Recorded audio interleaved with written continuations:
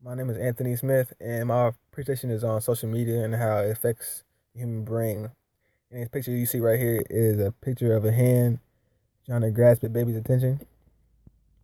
And the first slide is mass media of socialization and how it informs students about certain events that are going to happen.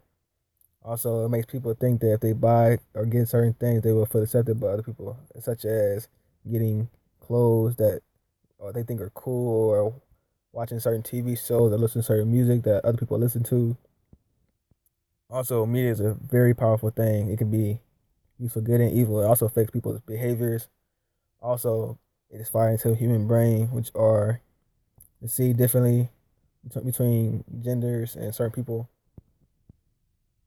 Right here, this slide is a graph of what people spend most of their time doing on a consistent basis, which is television, radio, playing games, listening to music, and entertaining their friends on their phone, like Instagram, Snapchat, Twitter. Three important perspective types of socialization is functional, symbolic, and conflict perspective. The first perspective is functional, responsible for making the needs of individuals match society. Second one is symbolic perspective, the shared learning for making role models, especially for children, like watching Dora the Explorer. When girls see Dora talking to a monkey and speaking in Spanish, they want to get a monkey, go on adventures, and speak Spanish too. So when they have a monkey, they'll walk around trying to say an hola so they can feel like they're in Dora's place. Also, conflict perspective, it produces inequality, which everybody's affected differently, mainly in gender. Like women is 69%, 60.9%, which is way lower than males, which is 31.9%. And some people don't get affected at all, which is 7.2%. The graph shows right here social media of what people do every day in their lives. Like at home, you have nothing to do, you watch TV, get on Hulu, maybe even Netflix. You talk to your friends on the phone, you play games on the computer, maybe even get on Facebook every now and then, listen to radio, maybe listen to some sports. Which at work, you do things that pertains to your job, like get on the phone, talk to customers, or listen to the radio, or find magazines, try to see what's good in the world, like ads. It's on the go, you get on your phone, you get a PC, magazine, you listen to radio, where where it's most effective social media is television, because it's a medium with the greatest socialization effects, surpassing all other media by far in its influence on young children. When watching TV, children have feelings that they're interacting, but they're really not. Like in Scooby Doo, where they how they go on mysteries. And kids watching Scooby Doo, they feel like they're part of the team and want to go on mysteries too. Also, since the average child watches 3 to 4 hours of television a day, the time left for playing with other children and learning social skills is drastically reduced. Even even infants, which are under like age of 2, watch at least an hour, hour and a half of television. That's one of the disadvantages of television as a socializer. It satisfies social needs to a certain extent, but it gives children the social skills that they need for future events to come. Time spent on social media, it doesn't show the percentages. The time using social media is 44%. The time sleeping is 33%. And the time not using media is 23%. And here's a video right here to show you and understand more of what I'm saying.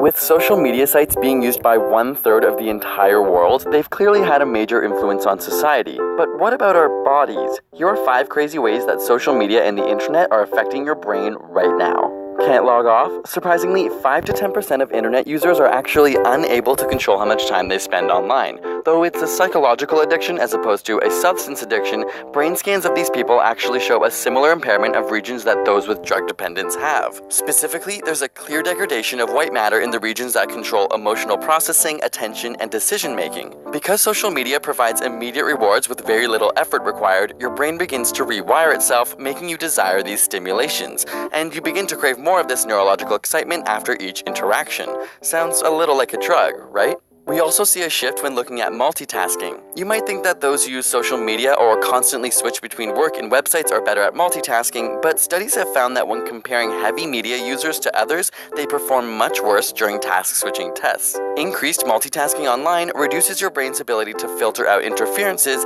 and can even make it harder for your brain to commit information to memory. Like when your phone buzzes in the middle of productive work. Or wait, did it even buzz? Phantom vibration syndrome is a relatively new psychological phenomenon where you think you felt your phone go off, but it didn't.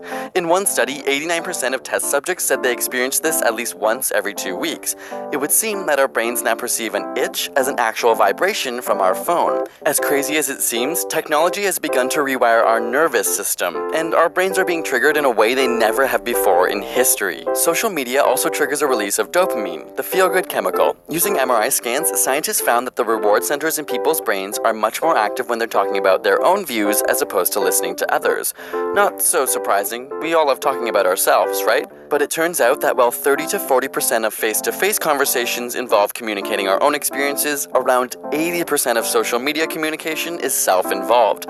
The same part of your brain related to orgasms, motivation, and love are stimulated by your social media use, and even more so when you know you have an audience. Our body is physiologically rewarding us for talking about ourselves online. But it's not all so self-involved. In fact, studies on relationships have found that partners tend to like each other more if they meet for the first time online rather than with a face-to-face interaction. Whether it's because people are more anonymous or perhaps more clear about their future goals, there's a statistical increase in successful partnerships that started online. So while the internet has changed our verbal communication with increased physical separation, perhaps the ones that matter the most end up even closer. Speaking of social media, we had you ask us questions on